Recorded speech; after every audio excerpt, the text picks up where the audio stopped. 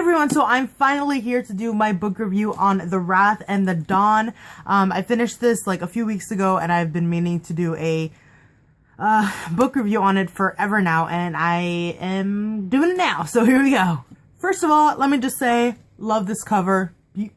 Beautiful, I love it. Red is my favorite color, and yeah, this is just such a pretty cover. And then it gets even better inside because it's this beautiful shade. I can't really see it in this, but it's such a pretty shade of purple. And then you open it more and then you get our beautiful main character here. And she is gorgeous, this girl. I usually don't like it when books have like actual people on the cover or the covers of their books, just because I feel like it takes away from my imagination. But but I'm realizing that that's only the case with like those really cheesy looking kind of contemporaries, or you know, like the first edition of Shatter Me, kind of like that. I don't like those. But when it's like nicely done like this, I really like it. So one of my favorite covers. And then the cover for the sequel is so pretty too. It's this really pretty blue, and it has the same kind of thing going on here, but it's blue and it has like daggers as you know, these things. So all in all, I gave this book a 4 out of 5 stars. I really enjoyed it. I'm really excited for the rest of the trilogy to come out because I really liked all of the characters. I thought it was a really interesting plot. It was a really good play on Arabian Nights, which this is pretty much based off of. I didn't really know the story of Arabian Nights. I knew like Aladdin because, you know, Disney, but I didn't know the story of Arabian Nights and the prince and like all of the his wives and stuff. I didn't know that until I read this, and then I looked up what the Arabian Nights thing was. But I thought this was a really cool take on that story. So our main character, Shahrazad, her name, I think that's how you say it.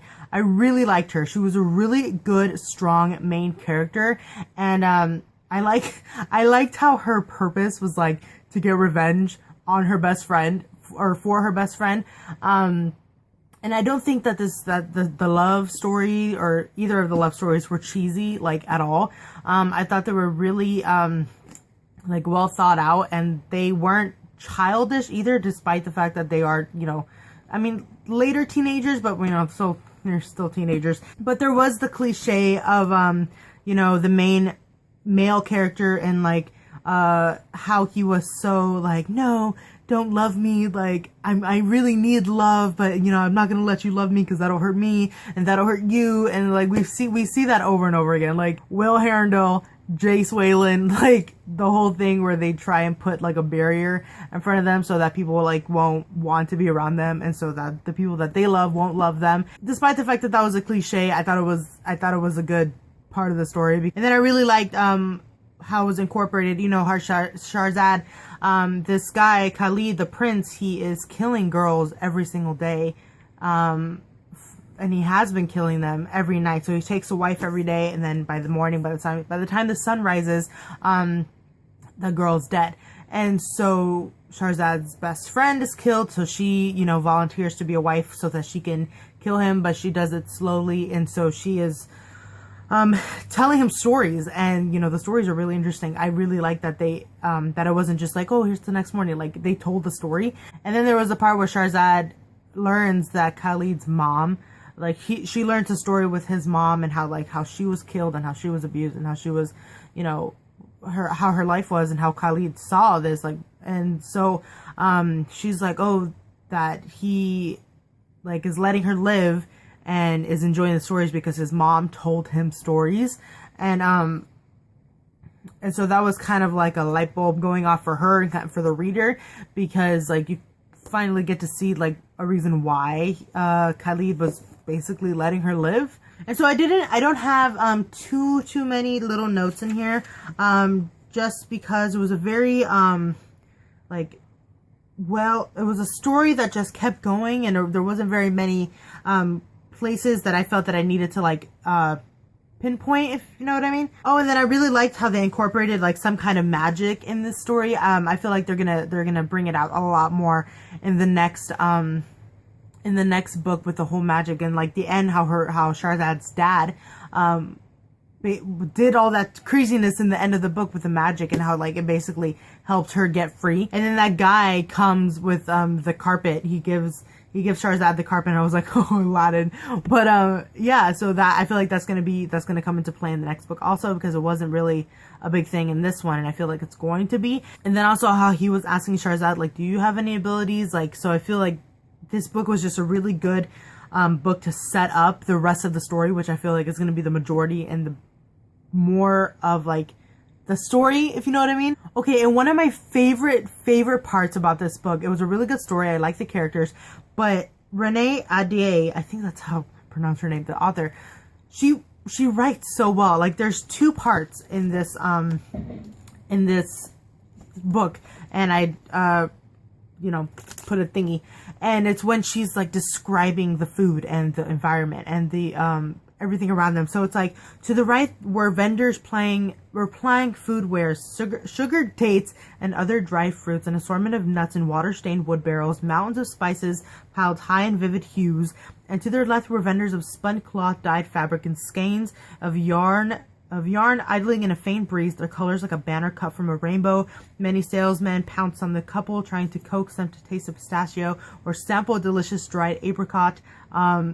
This is when they were when Khalid and Shahrazad were walking outside of the palace, and it's just describing all of the things that you're seeing, and it really puts you in the scene. And I really like that, because like, it helps me imagine what was going on. And then there was another part, page 115, where Shahrazad is looking at all the food, and it's like, soon platters of food were brought before them, steaming buttery bastami rice with bright orange saffron staining its center, surrounded by lamb and a savory sauce of dates, caramelized onions and tangy barberries, skewers of marinated chicken and roasted tomatoes served alongside chilled yogurt and cucumbers, fresh herbs, and lavish bread with rounds of goat cheese and sliced red radishes splashing brilliant colors against a polished wood backdrop.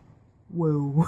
I mean, just the amount of detail that she wrote to describe what she was seeing, I love that so much. And I was like, oh my god, I'm hungry now. Another character that I really liked and that I want to see more of is Tariq. And this is the guy that I'm guessing, or not I'm guessing, this is the guy who was with Shahrazad before she was taken, apparently. And so he still believes that he needs to rescue her, and that she needs rescuing, and that he still loves her, and that she still loves him, and that everything's going to plan. But then he meets Shahrazad at the end, and she's like, he's not so bad. Let's see what happens. And then they all go out together. So I'm sure in the next book it's gonna be a whole like love triangle thing between Shahrazad and Tariq and Khalid, and it's just gonna be really interesting to read. I don't get tired of the love triangles. I really don't. I know a lot of people don't like them, but I mean, if they're written well, I'll eat it up. Like, I like those stories. But yeah, Tariq seems like a really interesting character. Like, he's not a bad guy. Like, I was trying to relate it to Shatter Me with, you know, the love triangle of that one, and how Adam in that story turned into kind of being a bad guy.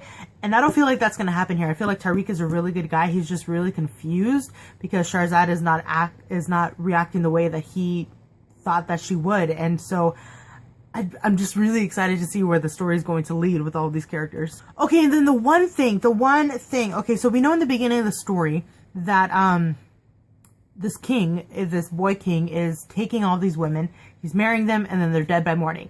And so the big mystery is, why is that happening? And so you don't learn what it is until the very end of the story, when Shahrazad kind of like finds or figures it out for herself. And so, or when Khalid tells her. And honestly, I was kind of disappointed with the reason behind why everything was happening. So it turns out that Khalid, like, he was with somebody, and then he was married to a woman, and so one thing led to another, and he was cursed.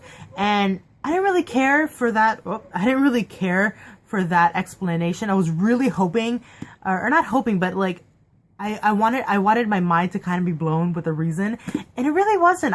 For the longest time, I was thinking like, okay, they're not all dead. The girls, they're all like in a basement somewhere. They're on a dungeon somewhere, and like they're being kept as like, they're being trained as ninjas, and like everybody thinks they're dead, but then they're gonna send them somewhere, and that's what I thought was gonna happen, and that wasn't what happened. So I was really hoping that Shahrazad's friend, shoot, I forgot her name, you know, the best friend, I thought she was gonna be alive, and I honestly thought that. But at the end of the book, we get that, like, not epilogue, but it's like in the past of her and she's talking, and I kind of looked at the last page before I started the book, and so that's why I thought like, oh, maybe she's still alive, but I guess it was in the past. So yeah, that was the reason why I gave this book a 4 out of 5 stars, just because I usually won't do that. Like if it's a small thing, I try and like look at more of the good rather than the bad when I rate books, which is why I rate them higher than other people might.